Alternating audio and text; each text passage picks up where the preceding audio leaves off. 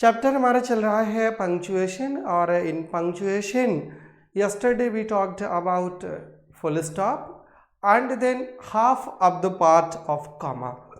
Comma की बात हमने करी थी, थोड़ी सी, ज़्यादा नहीं करी थी, और फुल स्टॉप की पूरी बात कर ली थी। और उसके अलावा हमने बात करा था टाइप्स ऑफ पंक्चुएशन मार्क्स के, कि पंक्चुएशन मार्क्स के टाइप्स क्या क्या हैं, कोलन क्या होता है, सेमी कोलन क्या होता है, क्वेश्चन मार्क क्या होता है, एक्सक्लेमेशन मार्क क्या होता है, इनवर्टेड कॉमास क्या होते हैं, डबल इनवर्टेड कॉमास क्या होते हैं। We talked about all these points yesterday, and in today's class I'll continue with and the uses of and के प्रयोग कहाँ कहाँ पर होते हैं, हम उन्हीं को कंटिन्यू करने चल रहे हैं। So open your copy and pen and start writing down the important points, as you know that there will be no notes of such topics. ऐसे टॉपिक्स के बिल्कुल भी आपको नोट्स अवेलेबल नहीं हो पाएंगे। क्वेश्चंस आप जो है यहीं पर स्क्रीन पर अपने पूछते रहिए, चैट बॉक्स में आप ड्रॉप करते रहिए and I will try to respond to your questions, उनको जवाब मैं देता रहूँगा। चलिए स्टार्ट करते हैं अपना हम एंड का टॉपिक, कल के आगे फर्दर शुरू होते हैं। कल हमने आपको बताया था कि कॉमा कहाँ कहाँ पर यूज़ होता है। अगर हम उसकी बात करें तो बहुत 2 ही या शायद 3 पॉइंट्स ही हमने बताए थे कि कॉमा कहाँ कहाँ पर यूज़ होता है।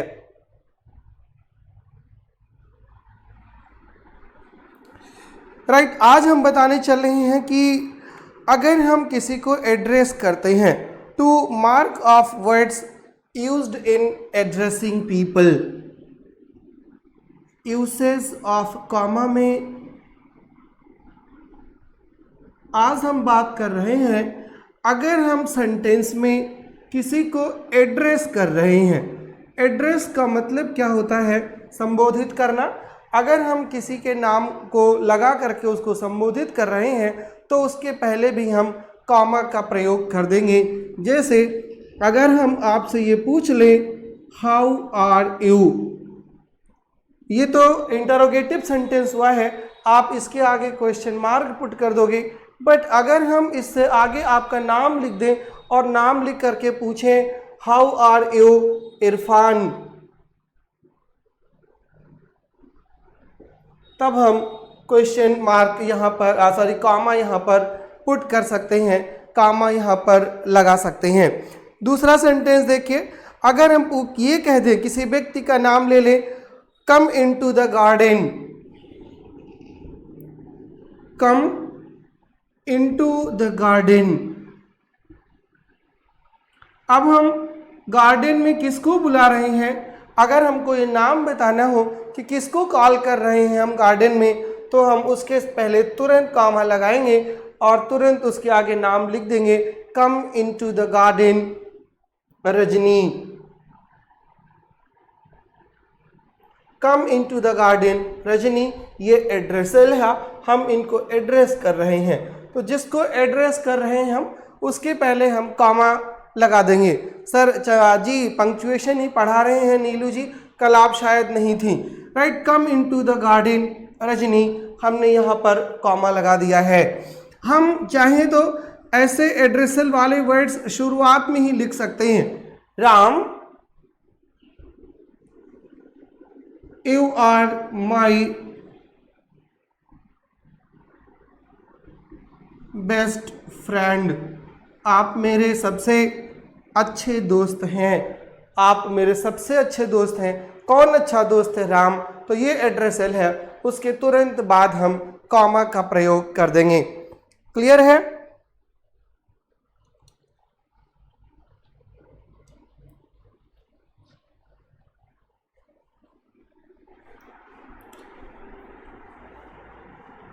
जी हाउ आर यू सर, अगर आप यही लिख दें हाउ आर यू इरफान की जगह पे सर लिख दें, तो आप सर को एड्रेस कर रहे हो, और जैसे सर को एड्रेस करने लगोगे तैसे ही सेंटेंस आपका करेक्ट हो जाएगा।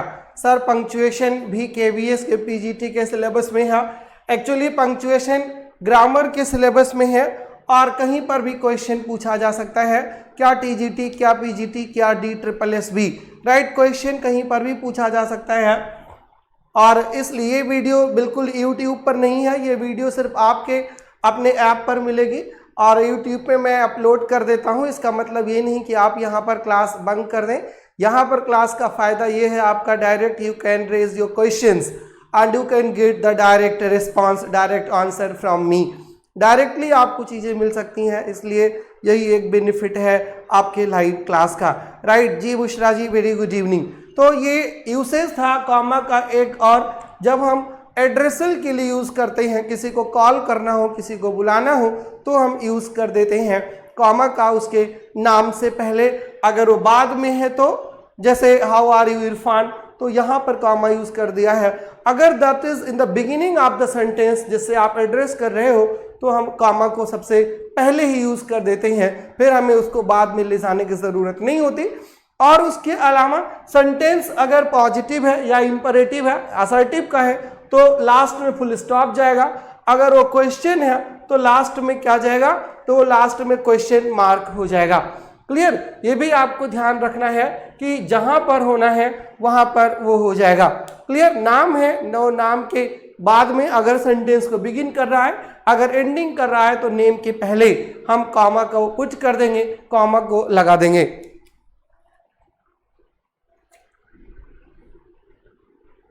क्लियर?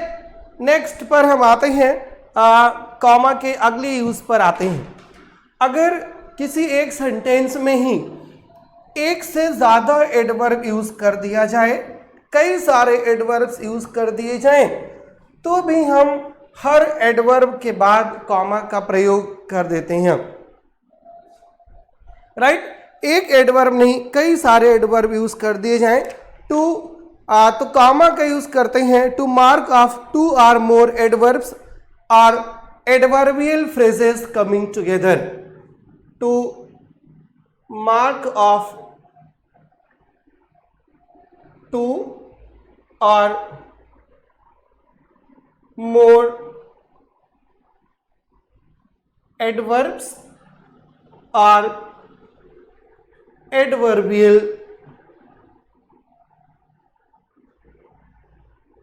phrases। 2 से ज़्यादा एडवर्ब्स या एडवर्बियल फ्रेजेस एक साथ हो जाएं, तो उनको डिफरेंशिएट करने के लिए, उनको अलग करने के लिए हम कॉमा का यूज़ कर देते हैं। जैसे एग्जाम्पल देखिएगा,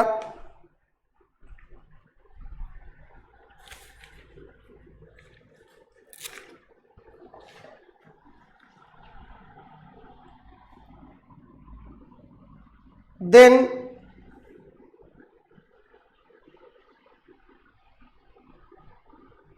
at length,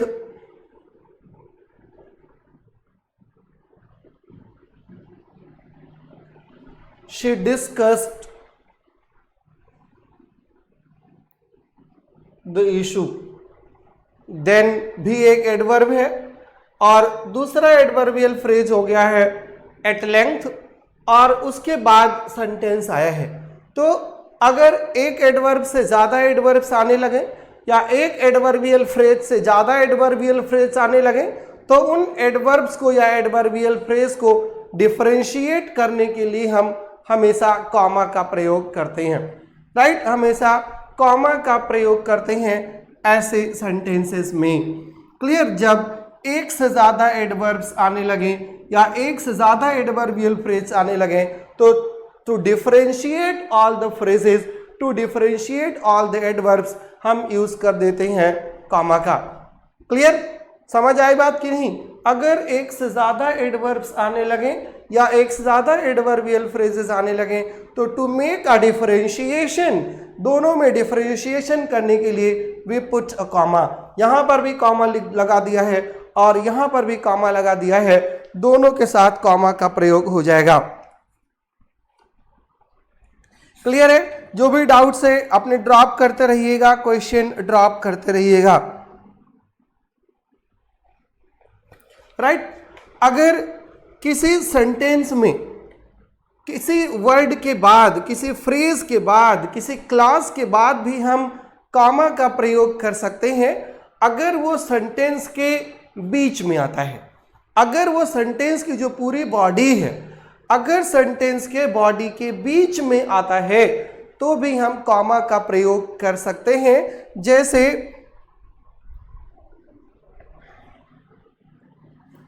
लिखा है he did not however come on time. ये देखिए एक सेंटेंस से लिखा है he did not however come on time, यद्यपि वो समय पर नहीं आया था। यहां पर ये जो हाउएवर वर्ड है ना, इसकी कोई ज़रूरत नहीं है, आप चाहें तो इसको हटा दें, आप सेंटेंस बना दें he didn't come on time, वो समय पर नहीं आया था, तो एक सेंटेंस हो जाएगा ये पूरा। अब अगर सेंटेंस के बीच में कोई एक्स्ट्रा वर्ड आ गया हो तो हम उस एक्स्ट्रा वर्ड को डिफरेंशिएट करने के लिए उसके आगे और उसके पीछे दोनों तरफ कॉमा लगा देते हैं। He did not however come on time. अब आप चाहें तो इस हाउएवर को उठाएं और सेंटेंस के बिगिनिंग में भी लेके चले जाएं, और अगर आप सेंटेंस के बिगिनिंग में आप उस एडवर्ब को लेकर के चले गए हैं तो आप यहां पर भी कॉमा का यूज कर दीजिए। However he didn't come on time, तो यहां से कॉमा हट जाएगा और हाउएवर के साथ चला जाएगा। ये एडवर्ब्स हैं, ये डिफरेंशिएशन है। ऊपर वाले सेंटेंस में एक एडवर्बियल फ्रेज है और एक एडवर्ब है। जी बिल्कुल सही आप कह रहे हैं, कह रही हैं प्रीति जी। एक सेंटेंस में एक एडवर्ब है, एडवर्बियल फ्रेज है, और दोनों को डिफरेंशिएट करने के लिए कॉमा का प्रयोग किया गया है, और यहाँ पर एक ही है। चाहे आप उसको in the mid of the sentence कर दें तो आगे पीछे दोनों तरफ कॉमा लग जाएगा, और अगर आप उसको इन द बिगिनिंग करते हैं तो एक ही कॉमा लगेगा और वो भी इन द बिगिनिंग ही लग जाएगा, वर्ड के तुरंत बाद में उसके लिखने की कोई ज़रूरत नहीं है। दूसरा सेंटेंस देखिए, it is mind after all which receives all the signals।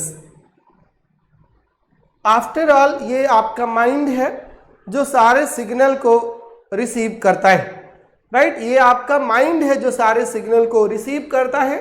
यहां पर एडवर्बियल फ्रेज क्या आया है, आफ्टर ऑल, तो उसके आगे और उसके पीछे दोनों तरफ कॉमा लगा देंगे। It is mind after all which receives all the signals, आगे और पीछे दोनों ही कॉमा का प्रयोग कर देंगे। Clear. His story was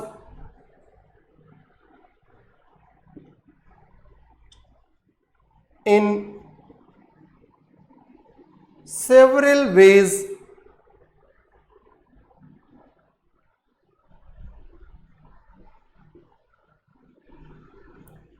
improbable। कई तरीकों से उसकी स्टोरी बिल्कुल इम्प्रोबेबल थी, असंभव वाली बात कर रही थी। तो सेंटेंस क्या है, मेन सेंटेंस कि हिज स्टोरी वॉज इम्प्रोबेबल, और यहां पर एक एडवर्बियल फ्रेज आ गया है, तो उस एडवर्बियल फ्रेज को डिफरेंशिएट करने के लिए शुरुआत में और बाद में दोनों तरफ आप कॉमा का यूज कर दोगे, यही यूसेज ऑफ कॉमा है, right. It is mind after all which receives all the signals and his story was in several ways improbable, right. Board से हट जाता हूं ताकि आपको चीजें बिल्कुल क्लियर दिखें और आप चीजें बेहतर तरीके से समझ भी लें।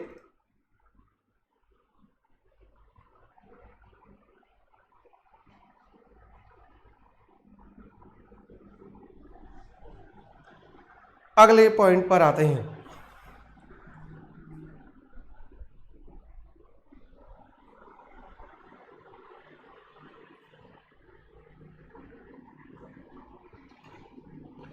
कंपाउंड सेंटेंसेस और कॉम्प्लेक्स सेंटेंसेस दोनों में ही कॉमा की जरूरत पड़ती है। कॉम्प्लेक्स सेंटेंसेस और कंपाउंड सेंटेंसेस दोनों में ही कॉमा की जरूरत पड़ती है। और दोनों में कॉमा की ज़रूरत कहाँ पड़ती है, आप इसको देख लीजिए। Before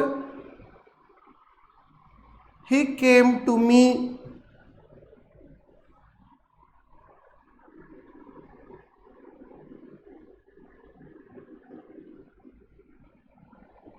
I had been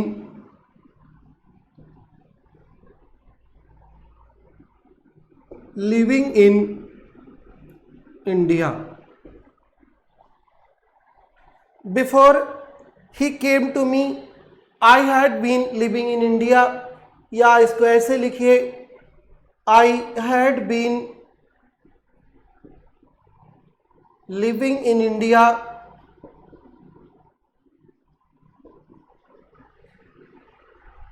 before he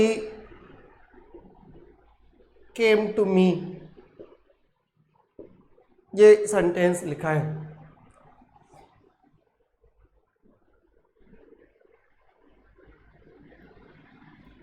I had been living in India before he came to me।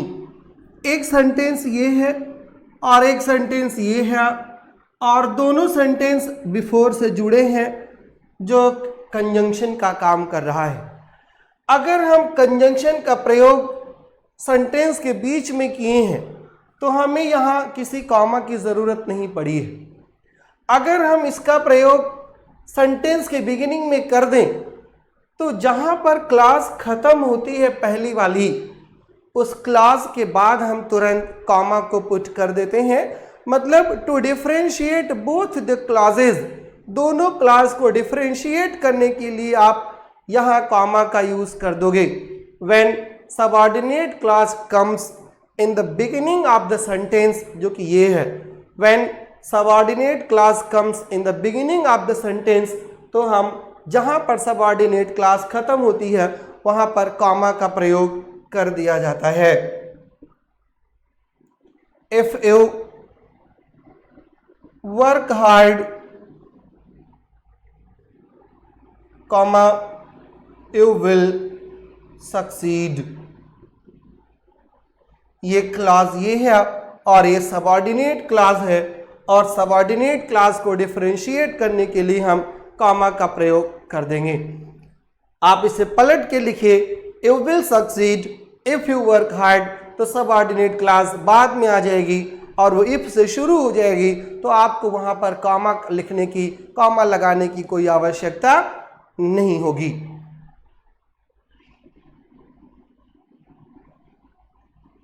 Unless you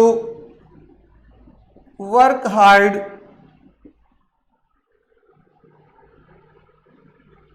you will fail.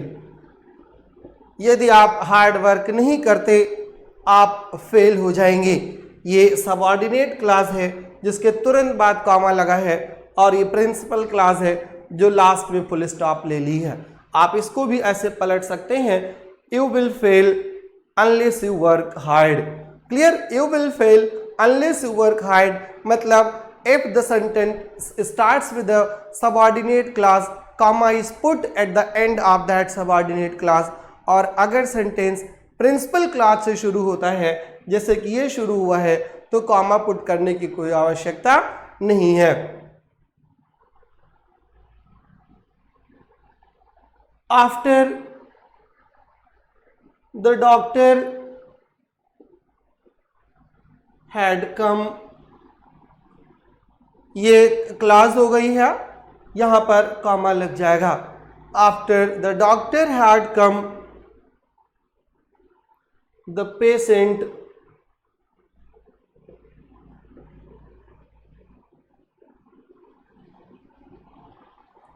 Passed away, patient गुजर गया डॉक्टर के आने के बाद। क्लियर? चलिए देखिए, कोई डाउट हो तो फिर बताइए।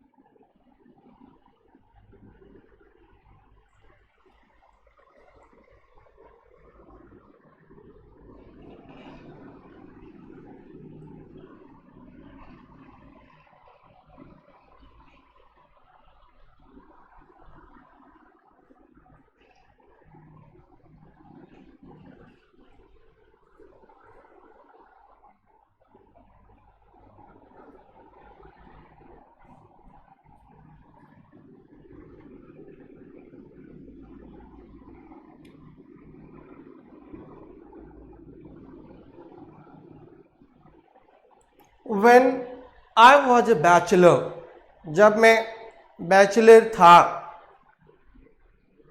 ये एक क्लास हो गई है।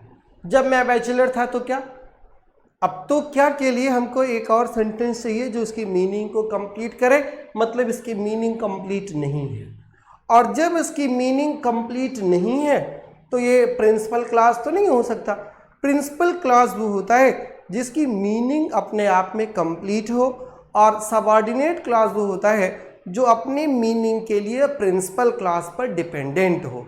तो this class doesn't have the complete meaning, इसलिए ये सबऑर्डिनेट क्लास है। और सबऑर्डिनेट क्लास किसी न किसी कंजंक्शन से शुरू होगी। यहाँ पर ये व्हेन से शुरू हुई है, जब की बात कर रहा है।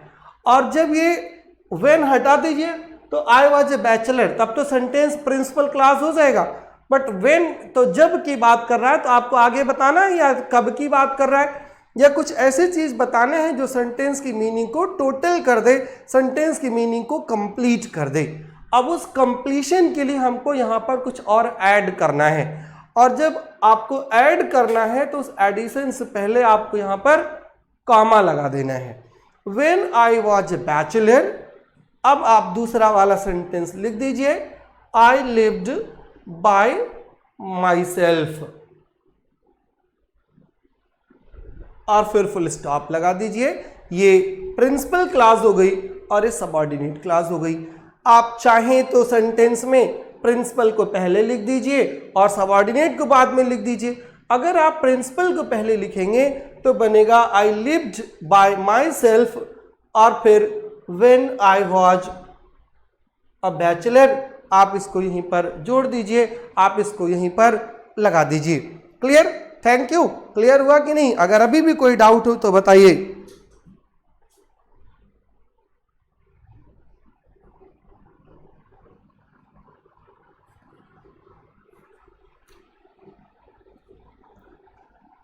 डन है, प्रोसीड करें। ये कॉमा का प्रयोग चल रहा है, कॉमा का यूसेज चल रहा है।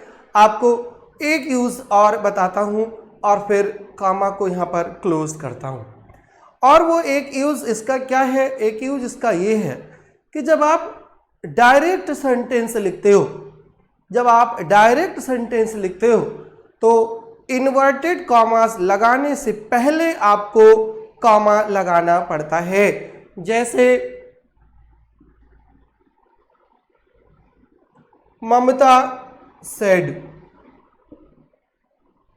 अब ममता ने क्या कहा है, वो रिपोर्टेड स्पीच हो जाएगा, और रिपोर्टेड स्पीच इन्वर्टेड कॉमास में लिखा जाता है, और इन्वर्टेड कॉमा जहां से शुरू होगा उसके पहले आपको कॉमा लगाना है। ममता सेड, फिर कॉमा, ये रिपोर्टिंग वर्ब जहां पर एंड हुई वहीं पर आपको कॉमा लगा करके सेंटेंस को प्रोसीड करना है with inverted commas. Mamta said I will do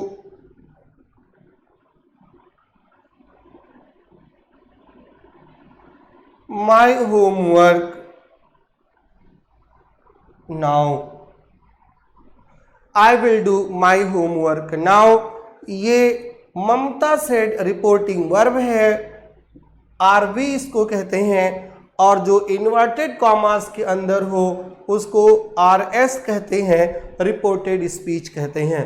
तो before the reported speech starts हम इन्वर्टेड कॉमास लगाते हैं, और इन्वर्टेड कॉमा के स्टार्ट होने से पहले हम कॉमा का प्रयोग कर देते हैं। भूलिएगा नहीं, ये बहुत इंपॉर्टेंट पॉइंट है तो बहुत छोटा सा, लेकिन पेपर में अक्सर गड़बड़ी करवा ही आता है। तो जहां आप इन्वर्टेड कॉमास लगाना शुरू करें, और अगर वो रिपोर्टेड स्पीच है तो रिपोर्टिंग वर्ब के पहले, रिपोर्टिंग वर्ब के तुरंत बाद आप कॉमा लगा दें। Clear? Babita Garg said to me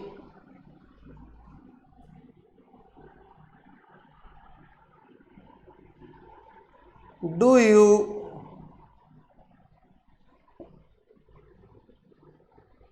love me. एक सेंटेंस ये रिपोर्टिंग वर्ब का हो गया है, बबीता गर्ग सेड टू मी।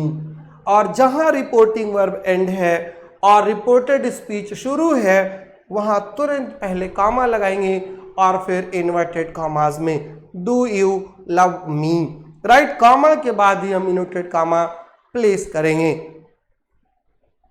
जी।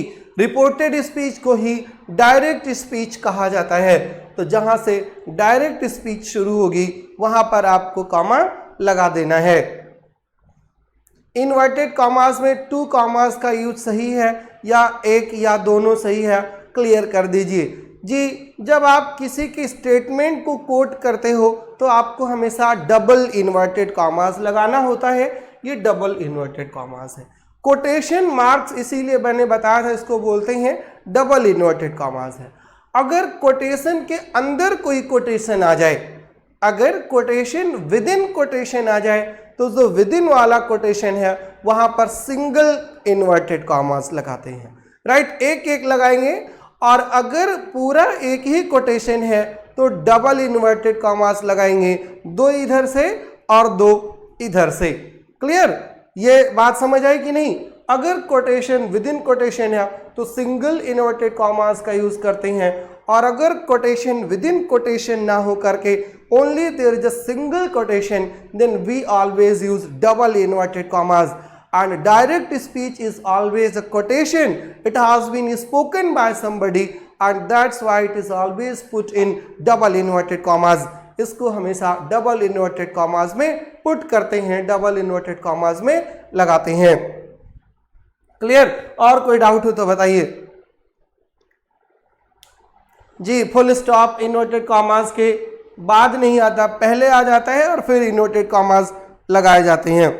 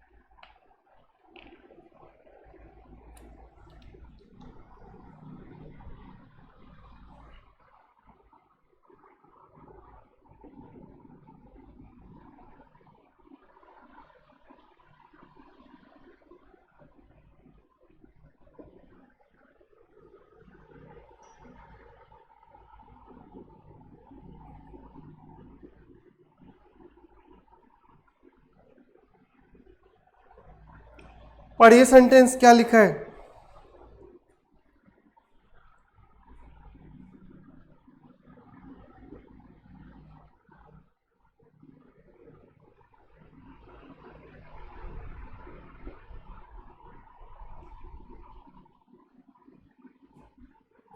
ये एक क्वेश्चन दिया हुआ है और आपको करेक्ट करके इसको लिखना है। ये पंक्चुएशन का ही क्वेश्चन है। करेक्ट करके आपको इस सेंटेंस को पंक्चुएट करना है और पंक्चुएट करके इस सेंटेंस को सही रूप में कन्वर्ट करके आपको आंसर लिखना है। लिखिए आंसर, मैं वेट कर रहा हूँ। I would rather die, he said, than join the terrorist camp. You have to write this sentence after proper usage of punctuation. Punctuation का प्रॉपर प्रयोग करके इसको सही करके लिख देना है।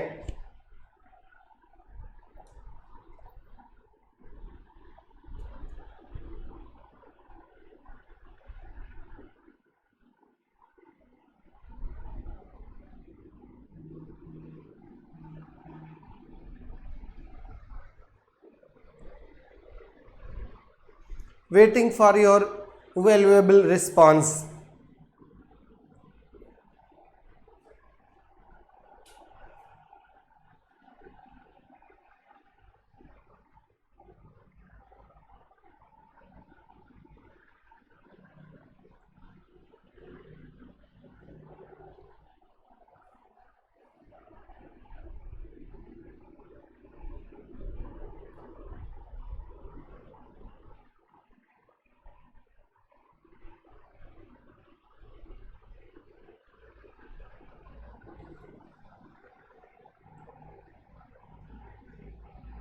क्लियर नहीं दिख रहा है तो मोबाइल की लाइट थोड़ी सी बढ़ा लीजिए।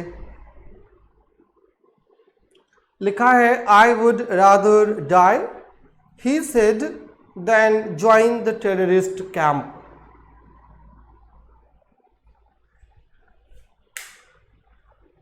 अब दिख रहा होगा I would rather die he said then join the terrorist camp. I would rather die, he said, than join the camp. Preeti has given the answer, but her answer is not correct. Gaurang Dikshit has also given the incorrect answer.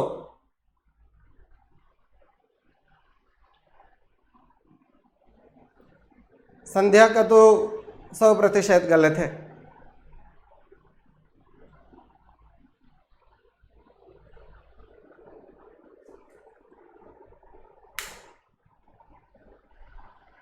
देखिए reporting verb कहाँ है और reported speech कहाँ है, इस बात का ध्यान रखे रहिएगा। राइट विजय पाल भाई, आपका भी गलत हो गया है। कल से एक ही चीज बता रहे हैं और आज क्वेश्चन आया तो फिर वही उत्तर ढाक के 3 पात। देखिए रिपोर्टिंग वर्ब यहां पर है ही सेड, है ना, और बाकी क्या है, ये रिपोर्टेड स्पीच है कि ही ने कहा है। पहले तो आई स्मॉल लेटर से दिया है और ये कैपिटल लेटर से होगा, because the beginning letter of the sentence जो है वो हमेशा कैपिटल से होता है। और रिपोर्टिंग वर्ब सिर्फ इतनी है, इसका मतलब बाकी जो है वो रिपोर्टेड स्पीच है। वैसे आप सेंटेंस यहां से पढ़ना शुरू करिए, I would rather die than join the terrorist camp, ये पूरा सेंटेंस है। तो आई से इन्वर्टेड कॉमा लगना शुरू हो जाएगा, double inverted commas. I would rather die, I would rather die. अब यहां पर फिर आपको कॉमास क्लोज्ड कर देना है, इन्वर्टेड कॉमास को। क्यों क्लोज कर देना है? क्योंकि इसके आगे रिपोर्टिंग वर्ब दी है। अब अगर इसके आगे रिपोर्टिंग वर्ब दी है तो हमको रिपोर्टिंग वर्ब और रिपोर्टेड स्पीच को डिफरेंशिएट करने के लिए यहां पर एक कॉमा लगा देना होगा। आई वुड रादर डाई, ये इनवर्टेड कॉमास में हो गया, फिर कॉमा हो जाएगा और फिर रिपोर्टिंग वर्ब जो है ही सेड, इसको लिख देंगे। क्लियर? अब ही सेड के बाद फिर आगे रिपोर्टेड स्पीच वाला पार्ट दिया है। अब अगर हम फिर रिपोर्टेड स्पीच वाले पार्ट पर जाएं तब क्या करेंगे? रिपोर्टेड स्पीच वाले पार्ट पर जाने से पहले हम फिर यहां पे कॉमा लगाएंगे और फिर reported speech double inverted commas में शुरू होगी और ये बन जाएगा then join the terrorist camp.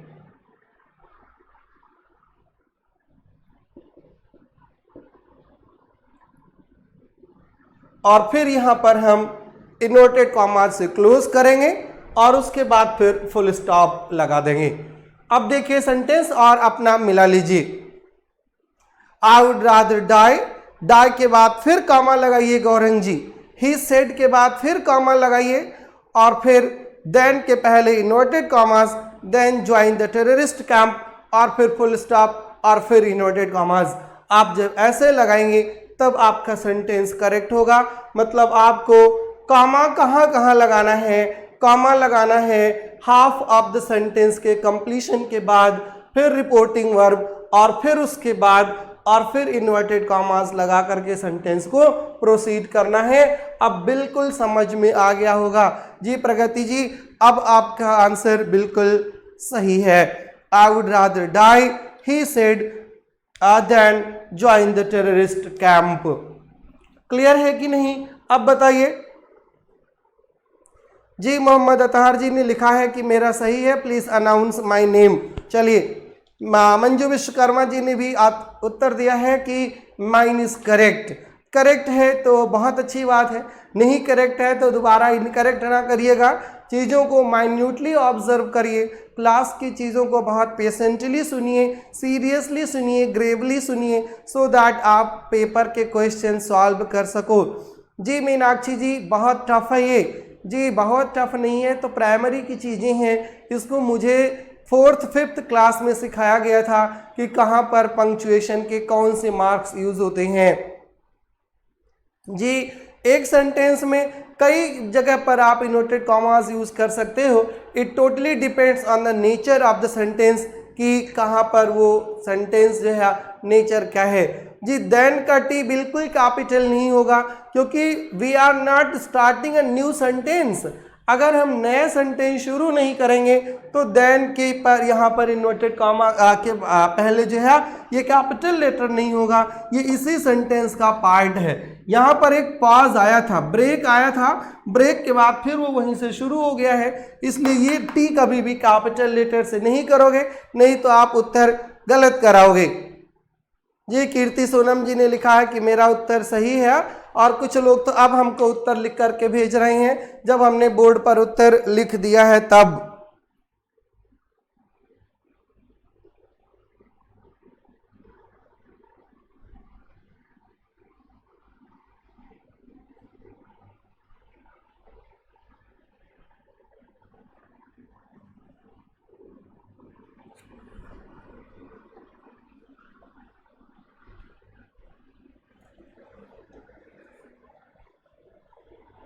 Clear?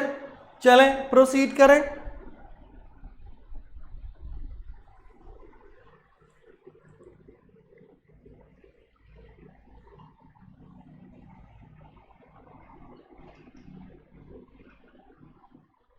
I hope you would be enjoying the class.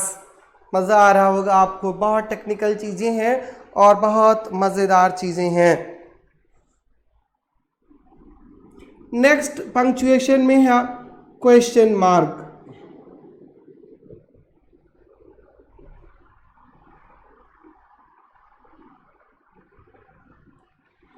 Question mark कहाँ यूज होता है?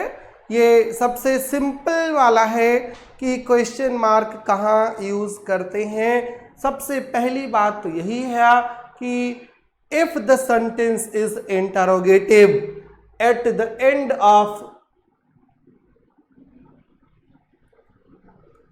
Interrogative sentence,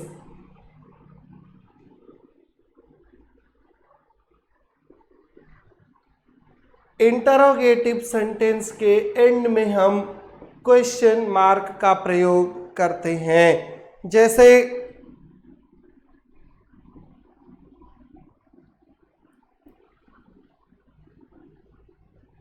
how are you, ये क्वेश्चन मार्क है, राइट? जैसे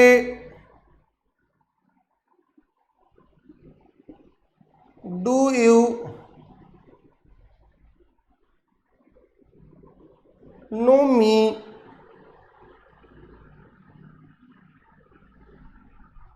ममता, ये क्वेश्चन मार्क है, ये इंटरोगेटिव सेंटेंस है।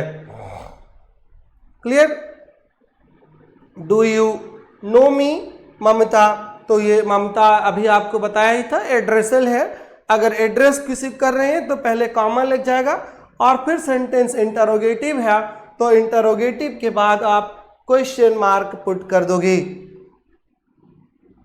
Why have you beaten the kitten, ये इंटरोगेटिव है और इंटरोगेटिव के एंड में आप क्वेश्चन मार्क पुट कर दोगे, right. Where do you live, मैं कहाँ रहता हूँ या आप कहाँ रहते हैं, इंटरोगेटिव है। इंटरोगेटिव की पहचान यही है कि वो या तो हेल्पिंग वर्ब से शुरू होता है और या तो WH फैमिली से। हेल्पिंग वर्ब या तो WH से शुरू होगा तो WH के सॉरी इंटरोगेटिव सेंटेंस तो WH के तुरंत बाद हेल्पिंग वर्ब आ जाएगी, जैसे हाउ के बाद आर आ गया है या वाई के बाद हेल्पिंग वर्ब हैव आ गई है, और अदरवाइज वो डायरेक्ट हेल्पिंग वर्ब से शुरू होगा, एक दो एक्सेप्शन को छोड़ करके। और वो एक दो एक्सेप्शन कौन है, जब हु सब्जेक्ट का काम करे तब, जैसे हु रोट हैमलेट, ये सेंटेंस है। अब WH के बाद हेल्पिंग वर्ब ना करके डायरेक्ट मेन वर्ब आ गई है और ये है इंटरोगेटिव, इसलिए क्वेश्चन मार्क यहां पर पुट कर देंगे। क्लियर। चलिए नेक्स्ट पॉइंट पर आते हैं। Sir from which university did your graduation, पता नहीं, मुझसे पूछ रहे हो। Then university of Allahabad. Clear. At the end of interrogative sentence हम क्वेश्चन मार्क का प्रयोग करते हैं। ये हो गया पॉइंट नंबर 1 और फिर पॉइंट नंबर 2 पर आते हैं।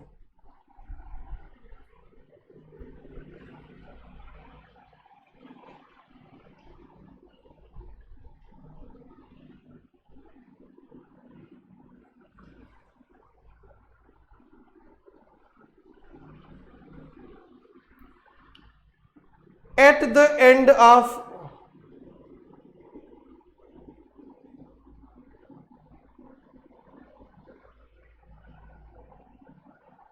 क्वेश्चन टैग, क्वेश्चन टैग अगर हमको बनाना हो, अगर क्वेश्चन टैग समझ रहे हैं ना, क्वेश्चन टैग कैसे बनता है कि अगर एक सेंटेंस ये लिखा है कि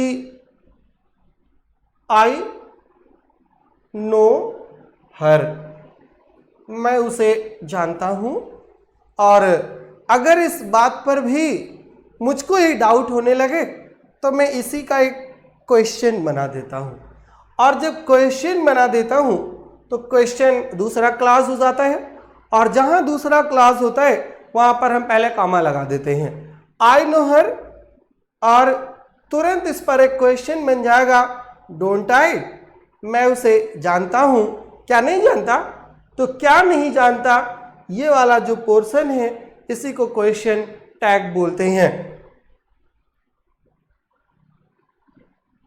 पूजा कुक्स डिनर, ये एक सेंटेंस हो गया है। अगर हम इसका क्वेश्चन टैग बनाएं तो सबसे पहले कॉमा लगाएंगे, कुक्स की हेल्पिंग वर्ब है डज आ जाएगा। सेंटेंस अगर अफर्मेटिव है तो क्वेश्चन टैग निगेटिव हो जाता है, डजंट हो जाएगा, और फिर पूजा के लिए शी का प्रयोग कर देंगे और इसी को क्वेश्चन टैग कहते हैं, और क्वेश्चन टैग के बाद हम क्वेश्चन मार्क का यूज करते हैं, क्वेश्चन टैग के बाद हम क्वेश्चन मार्क का यूज करते हैं। I am a player, I am a player. अब जब इसका क्वेश्चन टैग बनाएंगे तो क्या बनेगा,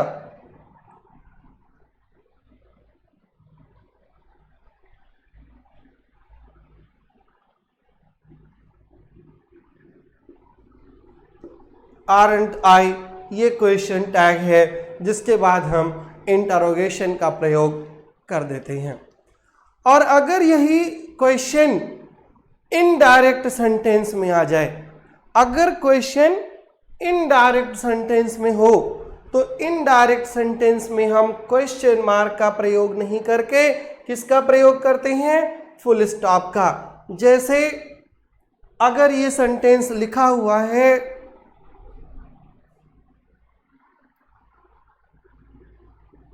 मनीला शेज टू मी,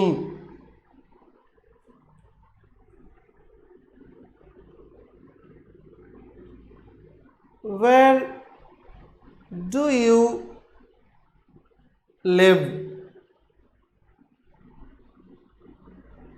ये डायरेक्ट सेंटेंस है। अगर यहां पर ये इंटरोगेटिव सेंटेंस है, अगर हम इसको इनडायरेक्ट बनाएं तो ये बनेगा मनीला आस्क्स मी। ये बनेगा ना, मनीला आस्क्स मी। और अब जब हम इनडायरेक्ट बनाएंगे तो जितने कॉमास लगे हैं, चाहे वो इन्वर्टेड कॉमास हो चाहे वो सिंपल कॉमास हो, सब हट जाएंगे और एक क्या पूरा हो जाएगा, कंजंक्शन यहाँ पर लगा देंगे और यहाँ पर WH ही कंजंक्शन है। Manila asks me where you, me के अकॉर्डिंग बदल करके आई हो जाएगा वेयर आई लिव। और अब हम यहाँ पर फुल स्टॉप लगाएंगे, यहाँ पर क्वेश्चन मार्क नहीं लगाएंगे। तो कहने का मतलब ये है कि if the sentence is interrogative but in indirect sentence, तो इनडायरेक्ट सेंटेंस में हम सिर्फ और सिर्फ फुल स्टॉप का यूज करते हैं और किसी भी पंक्चुएशन का यूज नहीं करते। इनडायरेक्ट सेंटेंस में आप question mark, exclamation, quotation marks, double inverted commas, इन सब का प्रयोग नहीं कर सकते। इनडायरेक्ट सेंटेंस में हमेशा क्या लगाते हैं, इनडायरेक्ट सेंटेंस में हमेशा फुल स्टॉप लिखते हैं। Thank you Neeraj ji. नीरज जी ने लिखा है सर बहुत अच्छा पढ़ाते हैं आप। Thank you. आपको अच्छे से समझ में आ रहा है, इसलिए आपको लग रहा है कि मैं अच्छा पढ़ाता हूँ, मैं इतना अच्छा पढ़ाता भी नहीं हूँ।